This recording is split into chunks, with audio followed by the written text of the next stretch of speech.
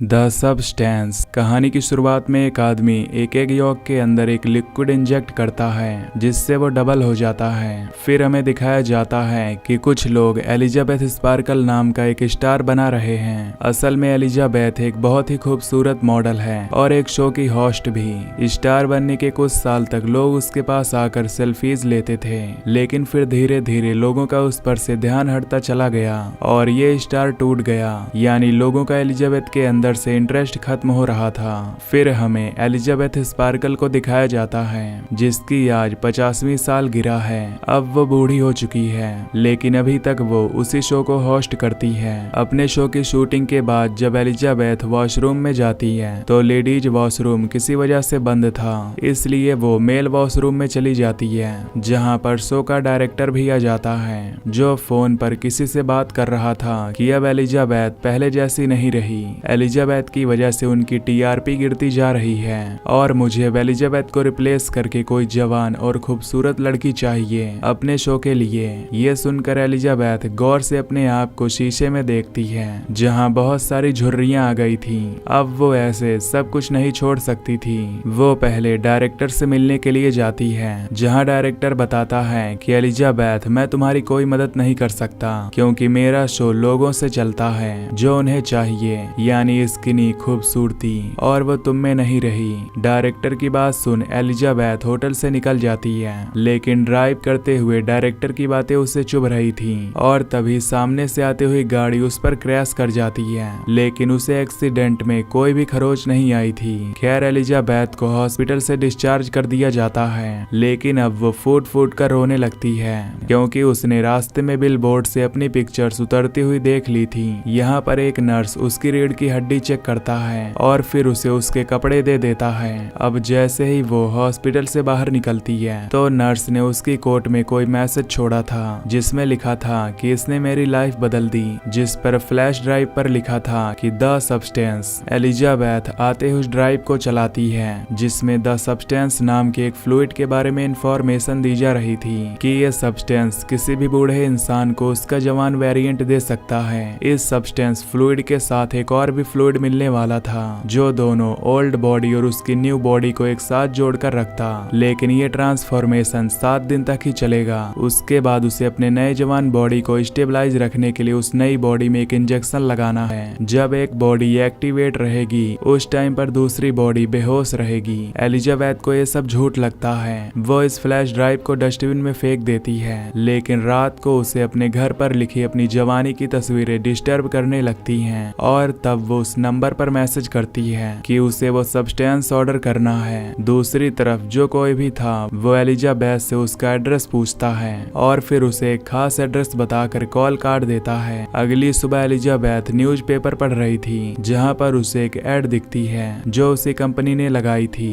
Elizabeth को एक नई मॉडल से रिप्लेस करने के लिए, जिसे देखकर वो और भी ज्यादा उदास हो जाती है। इसी न्यूज़पेपर के साथ वो एक एनवलप को उठाती है जो ब्लैक कलर का था, उसमें एक नंबर लिखा हुआ था। अब एलिजाबेथ उस आदमी के कॉल पर बताए सीक्रेट एड्रेस पर पहुंच जाती है। ये एक लॉकर रूम था जो उसे नंबर कार्ड दिया गया था, उसी के जरिए वो उस जगह को एक्सेस करके अपना लॉकर खोलती है, जिसे लेकर वो अपने घर आ जाती है और इस बॉक्स को खोलती है जिसमें उसे एक सीरम और एक इंजेक्शन मिलता है जिसे सिर्फ एक बार इस्तेमाल करना था। उसके साथ एक स्टेबलाइजर जिसके जरिए रोज नई बॉडी को स्टेबलाइज करना था, और उसे फ्लैश ड्राइव से पता चल चुका था कि उस स्टेबलाइजर का फ्लूइड ओल्ड बॉडी की रीढ़ की हड्डी से निकलेगा। अब दोनों बॉडीज को चेंज करने के लिए भी एक खास किस्म की किट दी गई थी और साथ में दोनों बॉडीज के लिए यानी जवान और बूढ़ी बॉडी के लिए स्पेशल खाना भी दिया गया था। एलिजाबेथ इसके बाद वॉशरूम में जाती है और काफी देर तक अपनी बॉडी को देखती रहती है कि उसे ये करना भी चाहिए या नहीं। फिर कुछ सोचने के बाद वो ग्रीन फ्लूइड यानी वो सब्सटेंस अपने अंदर इंजेक्ट कर लेती है। इंजेक्शन लगाने के कुछ देर बाद उसे बहुत ज्यादा दर्द होता है, उसकी आंखों में आई बॉल्स डबल हो जाते हैं और अगले ही पल उसकी कमर फटती है जहां से एक नई और जवान लड़की निकलकर बाहर आती है जो पिछली बॉडी के अंदर से निकली थी।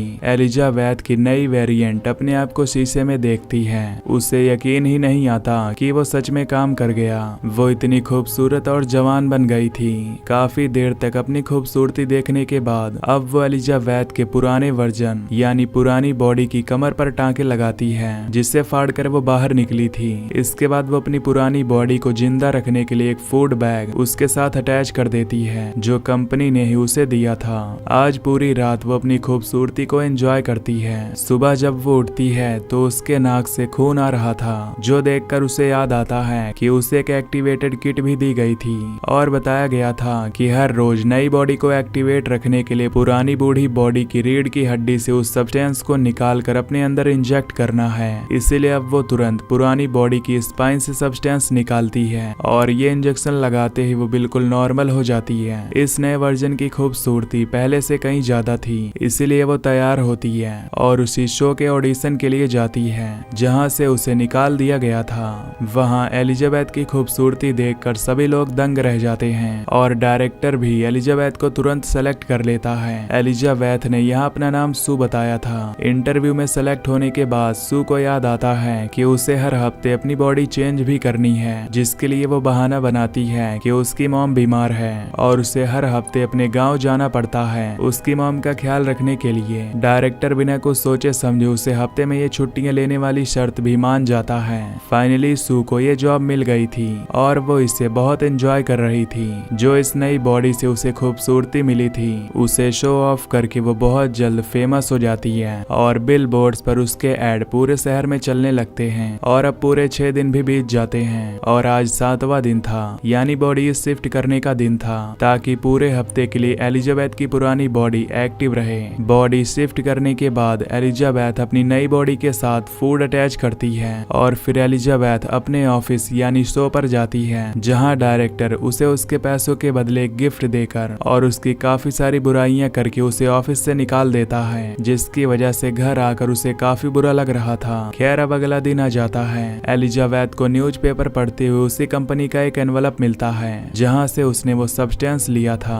इसमें यह लिखा था कि उसकी नई रिफिल किट आ चुकी है और एलिजाबेथ अब अपना कोट पहनकर वो किट ले आती है। अब 7 दिन पूरे हो जाते हैं और एलिजाबेथ सू में बदल जाती है, यानी वो अपनी नई बॉडी को एक्टिव कर लेती है। अब इस नई बॉडी से उसे सारे दुनिया के मजे लेने थे। ऐसे में वो कभी घर पर होती कभी ना होती तो उसकी सच्चाई सामने आ सकती थी। इसलिए वो फैसला करती है कि वो अपने घर की एक दीवार तोड़कर एलिजाबेथ की पुरानी बॉडी को वहां पर छुपा कर रख देगी। सू के इस काम से इतना शोर हो रहा था कि उसके नेबर्स भी परेशान होने लगते हैं और जब एक नेबर आकर उससे कंप्लेन करता है तो सू की खूबसूरती देखकर वो कंप्लेन भी नहीं कर पाता। उल्टा ये बोलता है कि अगर कोई मदद चाहिए हो मुझे बुला लेना, मैं पास में ही रहता हूँ। लेकिन सू सीक्रेट काम कर रही थी, इसलिए अपने नेबर के मुंह पर ही दरवाजा बंद करके अंदर जाती है और अपना काम पूरा कर लेती है। यानी उसने अपने घर के अंदर एक खुफिया कमरा बना लिया था जिसके अंदर उसने एलिजाबेथ की पुरानी बॉडी छुपा दी थी। अब क्योंकि एलिजाबेथ की जगह सू ने ले ली थी और सू मशहूर होने वाली थी, इसलिए उसने एलिजाबेथ की सारी जवानी की फोटोज भी उसी के साथ छुपा दी। एलिजाबेथ को अपनी इस नई बॉडी में इतना मजा आ रहा था कि इस सब में वो भूल जाती है कि आज उसका शिफ्टिंग का दिन था। उसकी पुरानी एलिजाबेथ वाली बॉडी का खाना खत्म हो रहा था और आज उसे अपनी बॉडी शिफ्ट करनी थी। सू अपने एक दोस्त को घर भी ले आती है। घर आकर जब वो अपने काम में बिजी थी तो उसे अपने नाक से खून बहता फील होता है और वो समझ जाती है कि अब उसकी बॉडी शिफ्ट करने का टाइम है। लेकिन बॉडी शिफ्ट करने के बजाय उसमें लालच आ जाता है। वो कुछ और देर अपनी इस नई बॉडी में रहने का फैसला करती है और एलिजाबेथ की बॉडी से सब्सटेंस निकाल कर अपनी बॉडी में इंजेक्ट कर लेती है, जिससे वो तो ठीक हो जाती है लेकिन बॉडी शिफ्ट नहीं करती। और अब ऐसे ही 7 दिन और गुजारती है और फिर बॉडी शिफ्ट करती है। जब वो एलिजाबेथ वाली बॉडी में आती है तो उसकी एक उंगली गल चुकी थी और ये उसकी लापरवाही की वजह से हुआ था। उसने वक्त पर अपनी बॉडी स्विच नहीं की। एलिजाबेथ अब टेंशन में कंपनी में कॉल करती है और उनसे पूछती है कि मैंने अपना एक साइकिल मिस कर दिया, मैं अपनी बॉडी स्विच नहीं की, जिसकी वजह से उसकी एक उंगली खराब हो गई है। तब कंपनी बताती है कि इसका कोई हल नहीं और ये सुनकर वो बहुत ज्यादा डर जाती है। कंपनी उसे बताती है कि तुम 2 नहीं तुम एक ही हो, एक ही बॉडी से निकली है तुम्हारी वो नई बॉडी, इसलिए तुम्हें ओल्ड बॉडी का ध्यान रखना होगा और समय पर स्विच करते रहना होगा। एलिजाबेथ अब अपनी नई रिफिल किट लेने के लिए जाती है, जिसे लेने के बाद वो एक रेस्टोरेंट में जाती है जहाँ पर उसे एक बूढ़ा आदमी नजर आता है जो उससे अजीब बातें करने लगता है। एलिजाबेथ नोटिस करती है कि उसके हाथ पर बिल्कुल वैसा ही निशान है जैसा हॉस्पिटल में नर्स के हाथ पर उसने देखा था, यानी ये उस नर्स का पुराना बूढ़ा वर्जन था। ये सुनकर वो घबरा जाती है और वहाँ से उठकर भाग निकलती है।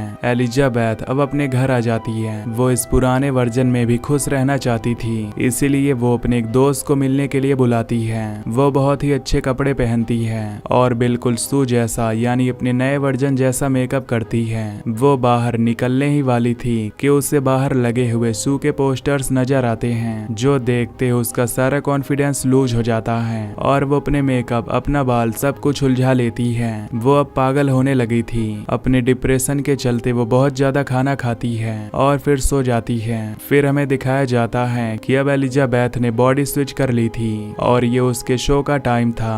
एलिजाबेथ जब डांस कर रही थी तभी अचानक लोअर बॉडी पर हम्प आ जाता है, जिसे देखते वो कंफ्यूज होकर शूटिंग छोड़कर वॉशरूम में चली जाती है। वो इस हम्प को स्क्रॉल करते हुए अपने बेली बटन से जब बाहर निकालती है तो ये एक चिकन था जो रात में एलिजाबेथ ने खाया था। ये देखकर वो बहुत ज्यादा डर जाती है और उसकी आंख खुल जाती है, यानी ये सब एलिजाबेथ का एक सपना था। सुबह होने पर अब वो सच में अपनी बॉडी सू में स्विच करती है और अपने शो के लिए चली जाती है। लेकिन वहां जाते ही वो ये देखकर घबरा जाती है कि शो के लोग शूटिंग का सामान पैक कर रहे थे और वो उसे बताते हैं कि अब से ये शो नहीं होगा। घबरा कर वो डायरेक्टर के पास जाती है तो डायरेक्टर उसकी परेशानी खुशी में बदल देते हैं, ये कहकर कि अब वो ये आम सा शो नहीं करेगी बल्कि वो न्यू ईयर ईव होस्ट करेगी। ये सुनते ही उसकी खुशी का ठिकाना ही नहीं रहता और वो बिना कुछ सोचे समझे हाँ कर देती है। हालांकि न्यू ईयर ईव वो दिन था जब उसे अपनी बॉडी स्विच करके एलिजाबेथ की बॉडी में जाना था। इस चीज की परवाह न करके अब सू काफी दिन तक अपने इस नए वर्जन में ही रहती है और इसे एक्टिव रखने के लिए एलिजाबेथ यानी पुरानी बॉडी से स्टेबलाइजर निकालकर अपनी बॉडी में इंजेक्ट करती रहती है, जिसका असर एलिजाबेथ की पुरानी बॉडी पर हो रहा था। अब काफी दिन बाद जब सू अपने आप को स्विच करती है तो एलिजाबेथ बिल्कुल बूढ़ी हो चुकी थी। उसके सीरम ज्यादा निकालने की वजह से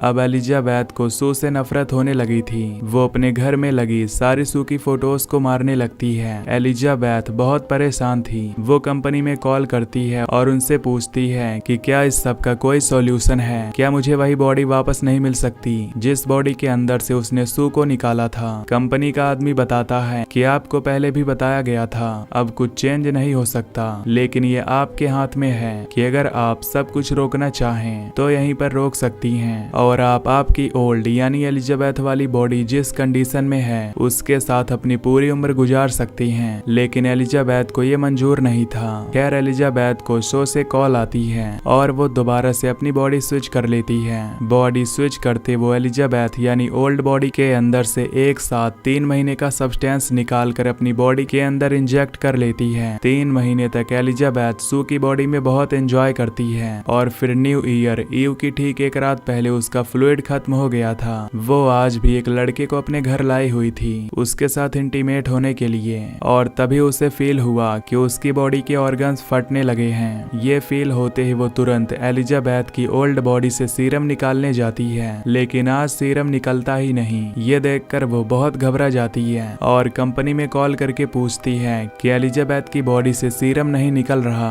तब कंपनी वाले उसे बताते हैं कि अगर उस बॉडी से सीरम नहीं निकल रहा इसका मतलब तुमने सारा सीरम यूज कर लिया है और अब तुम्हें नए सीरम बनने तक का इंतजार करना पड़ेगा, तब तक आप अपनी बॉडी स्विच कर लो। सू की हालत बहुत ज्यादा खराब हो चुकी थी। वो अब अपनी बॉडी को स्विच करने लगती है और स्विचिंग की ये सारी आवाजें वो लड़का भी कमरे से सुन रहा था। वो देखने के लिए वॉशरूम में आता है, लेकिन वो बूढ़ी अजीब सी एलिजाबेथ तुरंत वॉशरूम लॉक कर लेती है। यहाँ हम देखते हैं कि वो बहुत ही ज्यादा बूढ़ी हो चुकी थी। उसे चलना फिरना सब मुश्किल हो रहा था। एलिजाबेथ अब बहुत ज्यादा घबरा कर कंपनी में कॉल करती है और कहती है कि वो सब यहीं पर रोकना चाहती है। कंपनी वाले भी उसकी बात मान लेते हैं और उसे टर्मिनेशन फ्लूइड ले जाने को बोलते हैं। वो अपनी बॉडी को कपड़ों में छुपा लेती है और फिर अपना सब्सटेंस लेने के लिए पहुंचती है। सब्सटेंस लाने के बाद वो इसे सू की बॉडी पर लगाने वाली थी तो तभी उसे कंपनी के मैनेजर की कही बात याद आती है कि अगर तुमने एक बार ये इंजेक्ट कर लिया तो फिर जिस बॉडी में इस टाइम तुम हो हमेशा वैसे ही रहोगी। गुस्से में वो सू में सीरम इंजेक्ट कर देती है, लेकिन आधा सीरम इंजेक्ट करने पर उसे ख्याल आता है कि अभी तो उसे बहुत बड़ा शो होस्ट करना है और आने वाले दिनों में उसे अवार्ड भी मिलने वाला है। इस लालच लालच में वो आधा बचा सीरम सू को इंजेक्ट नहीं करती और सू को उठाने लगती है, लेकिन सू नहीं जागती।